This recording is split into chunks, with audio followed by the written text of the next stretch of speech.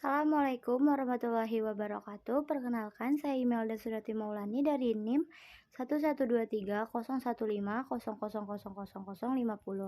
Sini saya akan membacakan tentang sabar, yaitu dengan teori dan praktis dalam pembelajarannya. Manusia hidup memiliki tujuan dan inti tujuannya adalah selamat dan bahagia di dunia maupun di akhirat. Untuk sampai pada tujuan tersebut, tentu saja manusia membutuhkan kekuatan jasmani dan rohani. Namun, banyak yang bertanya mengapa untuk menuju pencapaian tujuan hidup sukses sangat berat dirasakan.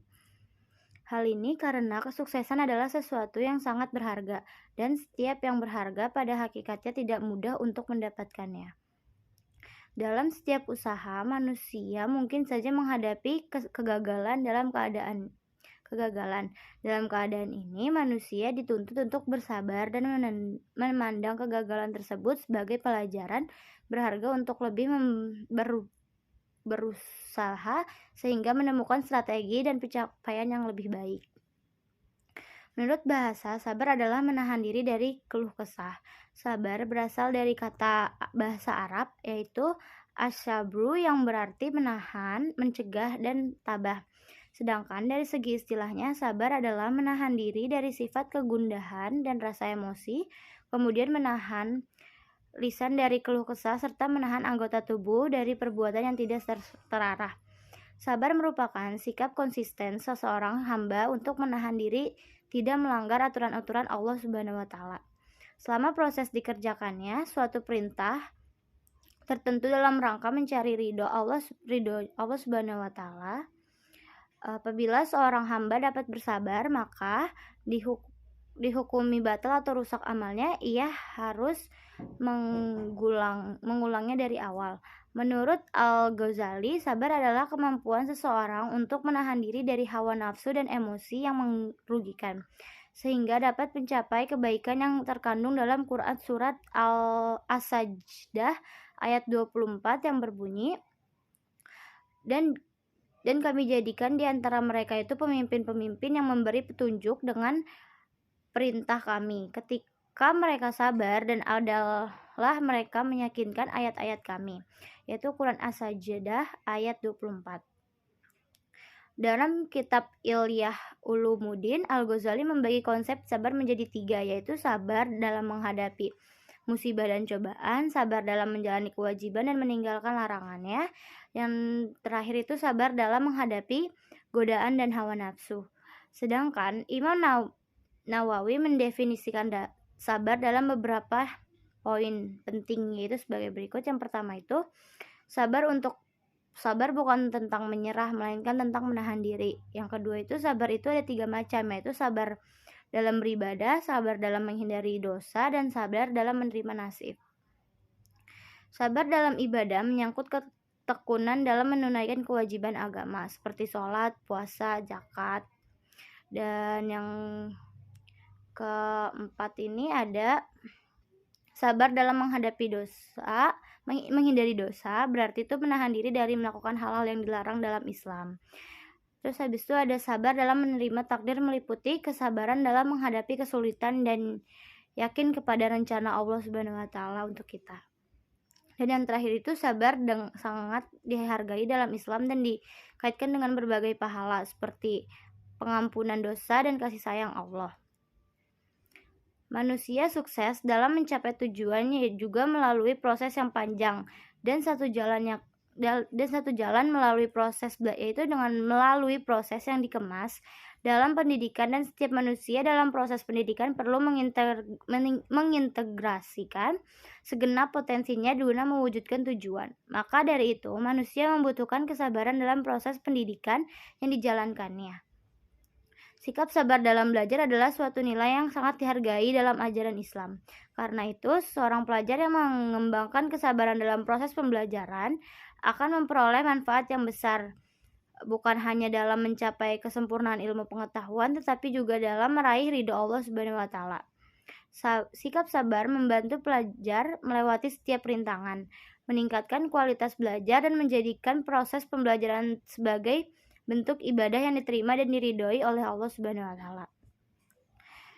Sebagai seorang pelajar penting untuk terus merangsang niat yang tulus, memperkuat konsisten dalam belajar, dan selalu mengembangkan doa serta tawakal dalam setiap langkah pembelajaran.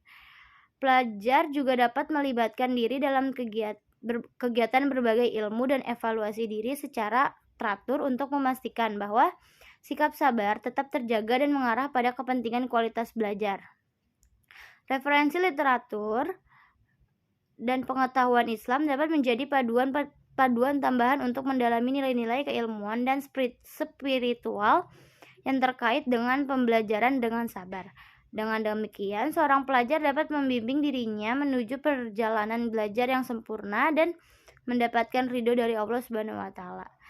Dalam proses belajar, tidak hanya belajar yang harus menerapkan sabar dalam proses belajarnya, melainkan seorang guru yang juga harus menerapkan sabar dalam mengajar siswanya. Seorang guru yang mampu memberikan ilmu pengetahuan kepada siswa dan bersabar dalam memberi pahaman kepada siswa akan mendapatkan pahala yang sangat besar dari Allah Subhanahu wa Ta'ala. Guru yang sabar akan memberikan perhatian kepada siswanya dan meluangkan waktu di luar jam mengajar untuk mendengarkan cerita mereka. Selain itu, guru juga harus mampu menjalin kerjasama dengan orang tua siswa, memberitahu latihan rutin, dan memotivasi siswa untuk belajar dan mengembangkan minat dan bakatnya. Dalam hal ini, guru membutuhkan kesabaran agar dapat memahami bakat dan minat dari setiap siswanya. Dengan cara ini, guru mampu membimbing, mengasuh, dan mengarahkan siswanya agar belajar dengan benar, sehingga ia dapat maksimal dalam proses pembelajaran mengajarkan ilmu kepada para siswanya. Setelah proses sabar itu berhasil diaplikasikan oleh guru dan siswanya, maka akan membuahkan hasil dan memperoleh pengetahuan yang bermanfaat dari ilmu yang dia pelajari tersebut. Tetapi bagaimana jika pelajar tidak menerapkan sabar dalam proses belajar ya? Jika seorang pelajar tidak menerapkan sabar dalam proses belajar, bisa menjadi tantangan dalam mencapai kemajuan akademik di optimal. Contohnya itu kayak pelajar tidak sabar dalam belajar dapat dijadikan dengan beberapa ciri, seperti yang kayak dia jadi mengerjakan soal yang sulit tuh jadi kayak udah nyerah. Terus habis itu selalu kayak kalau lagi belajar tuh buru-buru kayak pengen pulang gitu. Terus kalau misalnya di ruang kelas lagi belajar pun dia ngerasa nggak nyaman, resah gitu. Dan yang terakhir itu seperti yang kayak dia ketika guru menjelaskan tuh dia nggak ada tertarikan untuk melihat guru menjelaskan dan memahaminya. Dan masih banyak lagi lainnya.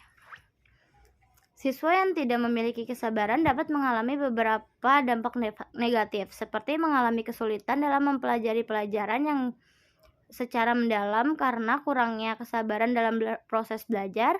Selain itu, kurangnya kesabaran juga dapat menyebabkan kurangnya konsentrasi, motivasi, dan penurunan kualitas pekerjaan karena ingin segera menyelesaikan tugas tanpa memperhatikan detail dengan baik.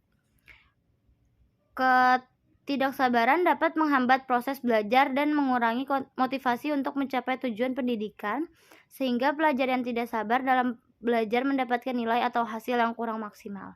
Kemudian, jika seorang guru tidak bersabar dalam mengajar, maka dapat berdampak buruk bagi proses pembelajaran perkembangan siswanya. Contohnya itu seperti yang kayak Pak Budi adalah seorang guru matematika di SMP Harapan. Dalam mengajar, Pak Budi seringkali cepat marah dan tidak sabar jika ada murid yang terlambat memahami materi yang diajarkan. Pak Budi kerap membentak dan menghardik murid yang tidak bisa menjawab pertanyaan tersebut. Ia juga sering memaksa muridnya untuk cepat paham, walaupun mereka jelas masih bingung. Kayak murid tuh kayak masih bingung ini tuh pelajaran apa, tetapi guru tuh udah kayak memaksakan murid itu untuk paham sama pelajaran dia. Guru tuh sulit mengetahui kesulitan belajar yang dihadapi murid. Jika mereka takut untuk bertanya, murid kehilangan minat dan motivasi untuk belajar karena mereka tidak nyaman di kelas, serta masih banyak lagi. Di antara banyak alim ulama dengan kemampuan pedagogis yang brilian adalah Imam Syafi'i. Imam Syafi'i merupakan pengajar yang sabar dan telaten. Kata pedagogi yang dijalankan ialah membimbing dengan kasih sayang, bukan menghakimi. Kasih tersebut ini menggambarkan teladan sang imam sebagai seorang guru bagi murid-muridnya. Sekian dari saya, kurang lebihnya mohon maaf. Wassalamualaikum warahmatullahi wabarakatuh.